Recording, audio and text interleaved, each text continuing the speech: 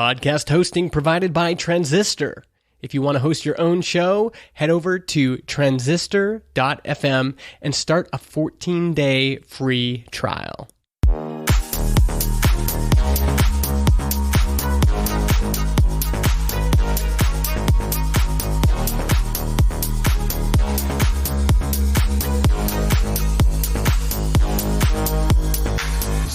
Hello and welcome to Regen, the e-racing podcast. This is the second part of a two-part series, the New York doubleheader, Formula E. Media of the week, we are going to skip and go straight into race 2 of the New York E-Prix.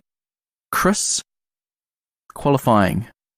We see an unlikely pole sitter in Alexander Sims. How impressed were you with him? Alexander Sims. What a guy. What a guy. The thing is, Sims has had such an unlucky season. He was fast in pre-season testing. He had a difficult debut in Adiria. Then Marrakesh, we really saw him challenging at the front. Since then, nothing. Not a sausage.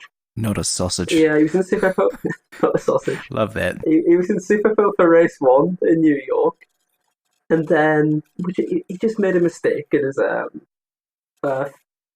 final Super Bowl lap.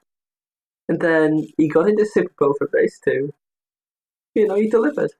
He did deliver and got pole. And it was a key moment for Alexander Sims. Because as far as I'm aware, he doesn't have a deal for next season with BMW and Regen Motorsport. And he really needed a good set of results this weekend. He got P4 in race 1, which was equaled his best finish in Formula E to date. And then, you know, he got pole position for the final race of the season. And that really does play to show, you know, on his day, Alexander Sims can be really quick. So yeah, much needed. Absolutely. It was definitely much needed because Robin Freins, he really wanted that 900ths away. Yeah, it was a really good qualifying session for Robin Freins as well. He was 0.091 seconds away from Sims at the close of the session, and a really, really important qualifying session for the Dutchman, because for the past few races, Sims has been unlucky, but Robert Freins in particular, he's had an absolute nightmare recently. 4 consecutive races of not failing to finish inside the top 10, and for most of them actually just failing to finish, with a lot of the incidents not even being his fault. So yeah, we don't have to think back too far to getting hit and burn and just, that was him out. Mm-hmm. So it would have been confidence inspiring for France to get it up there in the second row as well. We see Sebastian Buemi up there as well, very, very close, 0.112. Then Sam Bird, Stoffel Van Dorn, he's just impressed all the way through the season, and Daniel Abt. Yeah, and qualifying for the final race of the season was actually really important. It was pivotal in the championship, believe it or not, because to remain in title contention, Sebastian Buemi had to take pole position. He tried his best. And he tried his best and he qualified in third. He was just over 1/10 behind Sims in the final run of things. And this left me quite sad, because waking up on Sunday morning, the first thing that I thought about was the championship. And even though Vern had It's good you got your priorities. Yeah, exactly. I've got my priorities right. And even though Vern had a 26-point advantage in the title over Buemi, I firmly believe that Buemi held the momentum and could very well win the championship. If he was able to get pole position in this race, and if we were able to see another bonkers race like race 1 was, then he could very easily cause a major upset. But yeah, that didn't happen. And he qualified in third. So I was quite sad for Buemi. Yeah, that didn't happen for Buemi. And he only qualified in third, so he couldn't win the title. So the race quite quiet compared to the first race. Robin Freins had a start that was pretty poor due to the fact he was on the wrong side of the racetrack and it was a bit dusty and dirty over there. and loses a place straight off the start. Buemi had a foot to the floor, wanted the win anyway. Frains then, he put some amazing moves on Buemi and Sims. I mean, Bird, one of the best overtakers in the business, but both of those overtakes from Robin Frains, they definitely compare to some of the best overtakes this season. Yeah, Robin Frains was a man on a mission in race 2. He saw the opportunity for the race win, and he really did go for it. He really did go for it. And he was hungry. The Envision Virgin team were in a bit of a rut. They've had a very fast car all season, and through poor luck, they found themselves out of contention, didn't they? Yeah, they did, unfortunately. Yeah, and it was a chance for them to end the season on a high with a win, get their morale back up ahead of their test programs and preparation for season 6. What a drive from Frains! He was incredible in race 2. He was, very solid, very solid. And also, more crucially, staying above Nissan in the championship. Yeah. So with Frains winning the race and Sam Bird finishing P4, Envision Virgin beat Nissan to third in the team's championship by 1 point. 1 point. Yeah, doesn't matter how you do it. So close, though. Oof. Yeah, so the final race, Robin Frains, a great race. He basically checked out after he got to the front. Alexander Sims in second. I think good for Sims. He needed that. Mm-hmm. He needed a podium after starting on pole. Sebastian Buemi in third. Sam Bird fourth. Apton fifth. Roland, Verne. Coming in seventh, Van Dorn, Da Costa and Paffett. What happened to Degrassi and Evans? Because you would expect that those two would be up in the top 10. So, Chris, I'll let you talk about this one. And I think Evans was in a bit of trouble and was trying to get out of the way of Degrassi. Did you see it any differently? Oh, Formula E always goes down the wire, doesn't it? And that the final lap, the final race of the season, and we saw Mitch Evans and Lucas Degrassi make contact in turn 11 out of turn 14, so one of the final corners of the season. They both made contact and crashed out from P6 and P7. And that was the major blow of the championship, of course. But coming out of turn 10, it looked like Mitch Evans did have a problem, because he was quite slow and Degrassi did close up to him. And then Degrassi kind of nudged Evans slightly, tried to get around. Evans hit Degrassi again. Oh, well, then they just careened into the barriers, really. It actually reminded me of... do you remember the 2017 Paris E-Prix? Where Degrassi, and it might have been Antonio Felix da Costa. It might have been Antonio Felix da Costa. But the two of them crashed in Paris. And it was a very similar incident. So Degrassi went up the inside, tried to overtake, then the driver on the outside, it was one of the Andretti drivers, I'm sure, turned in, put Degrassi in the wall, and both of them crashed out like the final lap. And it had echoes of that. But I think it was Mitch Evans' fault, realistically. Oh, that's hard. I think Mitch Evans either had a problem, but he also had 2% of energy left and probably was thinking, oh, I'm going to have to do something special to finish this. Yeah, precisely. It was... I'm not sure. There's a fine line, isn't there? But Evans slowed, and it was Degrassi's fault for the initial contact. But then Evans turned in on Degrassi, that's the only thing. But I'm not sure if he was trying to let Degrassi through or not, and it was just a mix-up and a muddle-up. It was a bit messy. They both went at the wall. It was... it was a way to end the final lap of the final race of the season, wasn't it, with a crash. So... And it just goes to show, I mean, you can be as close as you want to, but you've got to finish the race. You've got to finish the race in Formula E. It's the points and the consistency that counts in Formula E, and what an end to the seasons. What a season. Yeah, just what a season, actually. I tweeted out, it's got to be the best season yet. Oh, hands down. And what an introduction of the Gen 2 car. You know, we've got Porsche next season. We've got HWA morphing into Mercedes. It's just going to be, you know, more cars, probably similar tracks. It's just going to be just more carnage. It's entertaining as anything.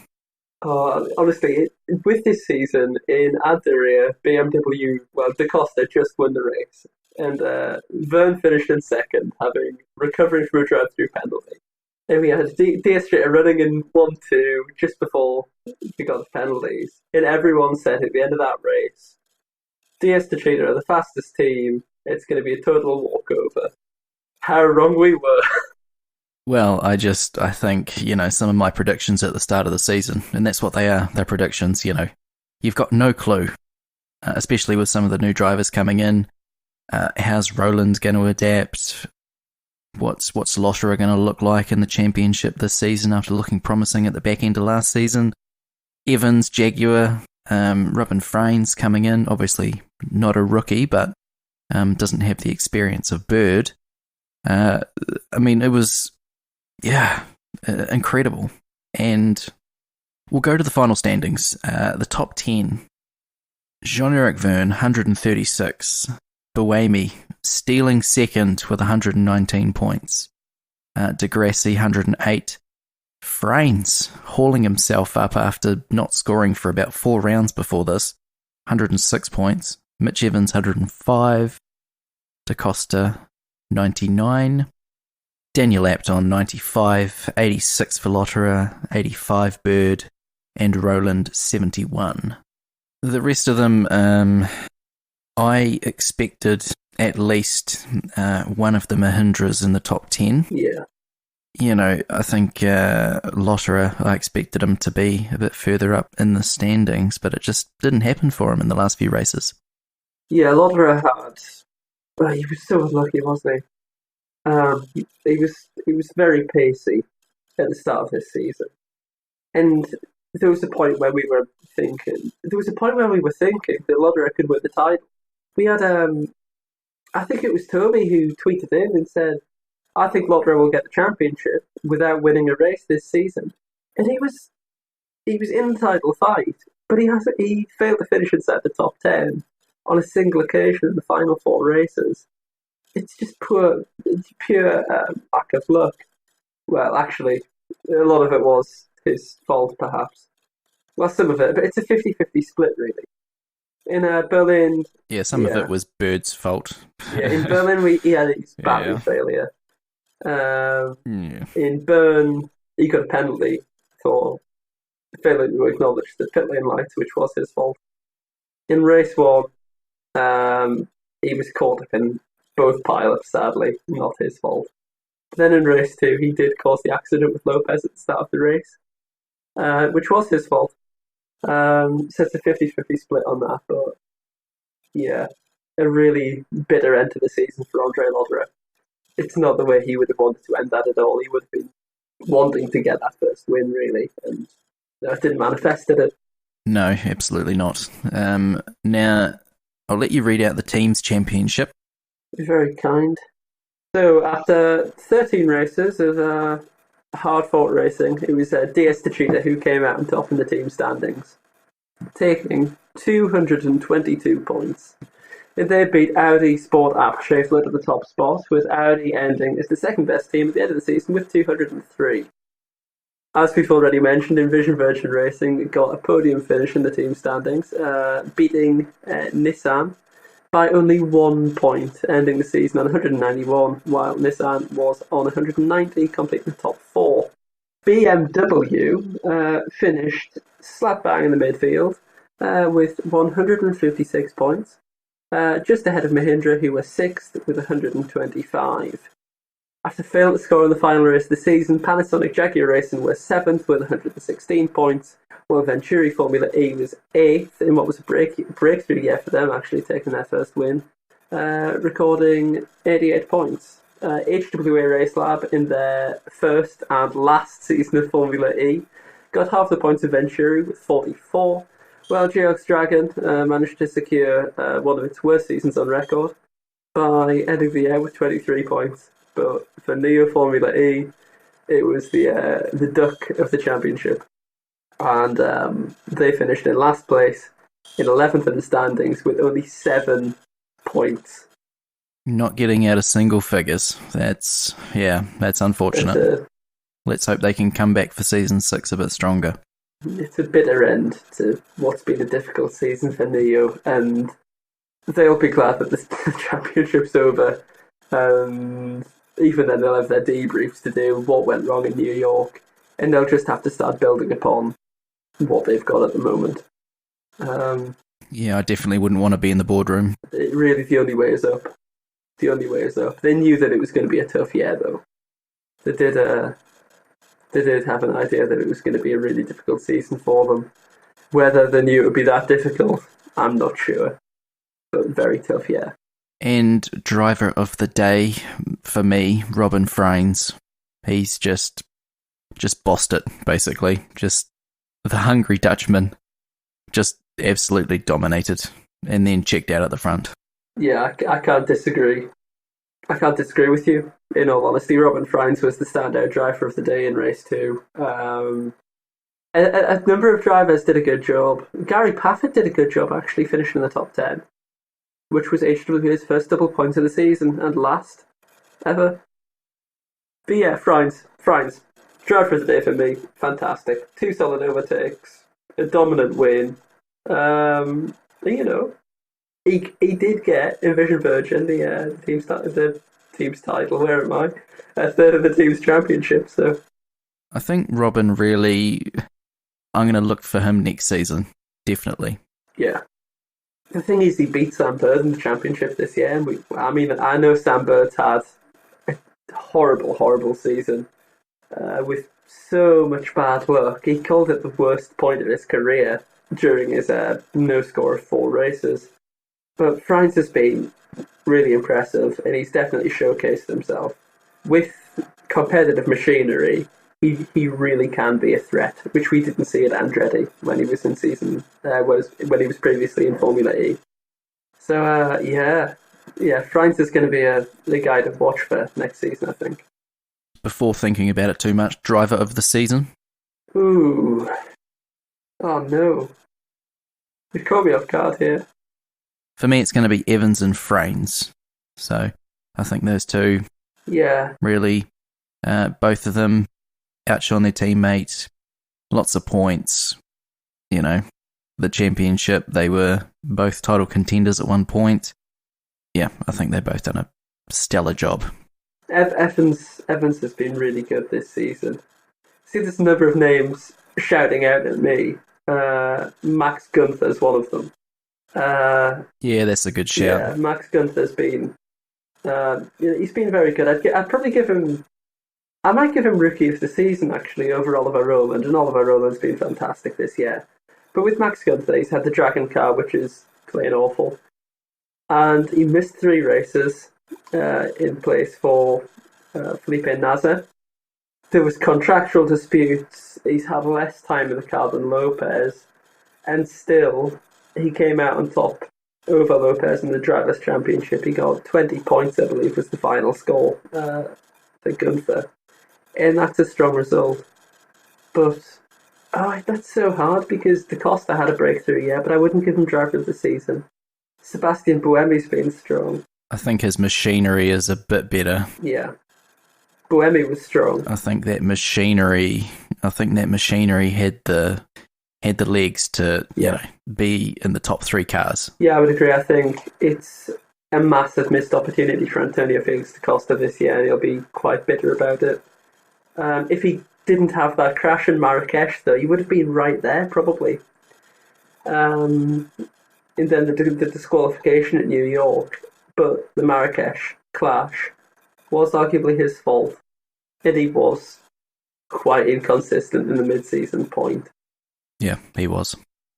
I honestly don't know. There's too many names floating around, but Mitch Evans is definitely one of those names, and so Sean McVeigh.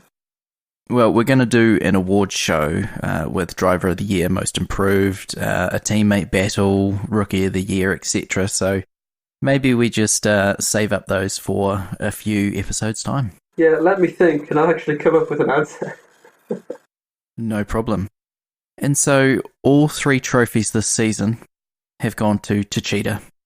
We've got Jean-Eric Vergne winning the Drivers' Championship, also winning the Verstappen European Trophy, and Techeetah coming away with the Constructors' Championship. Yeah, you're right. I completely forgot about the Verstappen European races. That's true. So a complete clean sweep for Techeetah. That is, they'll be happy with that. Vergne will be happy with that because the end of last season was so bittersweet. They won that final race in New York and they've lost the team's championship by 3 points. And they've really taken revenge this season, haven't they, and secured redemption. Yeah, it's a good story. But now Jean-Eric Vergne has a community service punishment for asking for Lotterer to stop on track and cause a safety car. And apparently he asked twice the team in the first race. Is this just... I can't actually believe that Jean-Eric would ask something like that. That's pretty sketchy. Yeah, I remember last night, well, just after the race, I was doing my usual thing of writing many race reports and other things, and I checked the FIA bulletins list and the documents notice. And when I saw that, I was quite surprised. A small part of me was disappointed, actually, because, I mean, Vergne did win the title, but in race 1, he essentially asked Diaz Techeetah to tell Andre Lotterer to stop on track in order to try and cause a safety car to bunch the field back up. And that's like Nelson Piquet Jr., Fernando Alonso stuff from Formula 1 in 2008. Yeah, we won't go into that. Yeah, I think we've talked about it before. That's serious stuff. But, Diaz Techeetah didn't reply to him. They refused to acknowledge what he said, which has obviously worked out for them because I think this could have been a bit more serious than what it was. Can you imagine it? Yeah, exactly. I don't know what I would do. I couldn't believe it. I mean, I was shocked when I read this. Yeah, it's one day of community service. I think Max Verstappen got something similar for his little bust-up with Esteban Ocon. F1 turns into MMA. Bit of excitement for once. Yeah, I don't think it takes the shine off the championship, but it's just a little bit disappointing. Yeah, it's a bit disappointing to hear, isn't it? It doesn't take the shine off Vergne's achievements, but it's just a little bit of a downer at the end of the day. And he was able to argue the case, but he still ended up with that community service thing because it's all open to interpretation, really, what Vergne meant by it. And because it's quite subjective and not completely concrete, that's probably why it isn't anything more serious. Yeah, it's just enough not to get a race ban or something. But yeah, that's pretty serious. So again, it doesn't take the shine off the achievement, but yeah, very disappointing coming from such an experienced and a guy that should know better. He's our new champion, isn't he? He's the best guy on the grid. He's the most successful driver now with the 2 titles. The first double champion. He says that. It's a shame. Not very sporting. No, but I think that's going to wrap it up for us. And I'd just like to thank everyone for listening this season. It's been fun. I know I've had such an amazing experience talking with fans and being able to talk with a lot of people about Formula E. And we've seen our download numbers just increasing and we're really gaining some traction. So thank you, listeners. It's really, really encouraging. And, we do this out of love for Formula E and the Jaguar I-Pace E trophy now as well. And we don't get paid for it, but happily do it anyway. So I'd just like to also thank you, Chris. It's been cool bringing you on board. Thank you. And sort of taking up the mantle of Nathan. who's a bit more busy and doesn't quite have the time these days for the show. But I know he still listens, so hello, Nath. Hello. I've only spoken to you once, but hello. Yeah. So we're going to try and have a couple of guests on over the break because it's a relatively short break into November, and I'm sure it'll go quicker than we expect. It'll fly by. But it'll absolutely fly by. And in a couple of weeks' time, we're going to have Gerard from Hit the Apex podcast, Formula One podcast, to talk about Moto E and some of the superbikes. And his show, really interesting. It's a Formula One show, but he also talks about the cricket and about the rugby league, and he's just really loves sports. So I'm looking forward to getting him on the show. And also in a couple of weeks, I am going to be on another show, the Outlap F1 podcast. Oh, fantastic. I'm already looking for more things to talk about and get another podcast. Oh, brilliant. Yeah, and while we're here, thank you very much for taking me on the podcast, because this is my first venture on any form of airwave.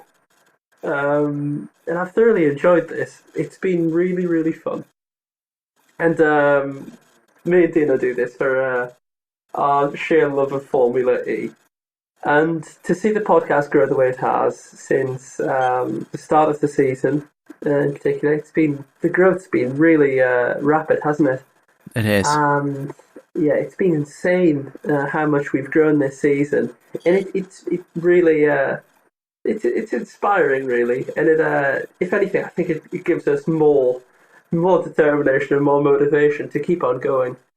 And yeah, I've absolutely loved this season. So thank you very much, and I can't wait to be back for season 6.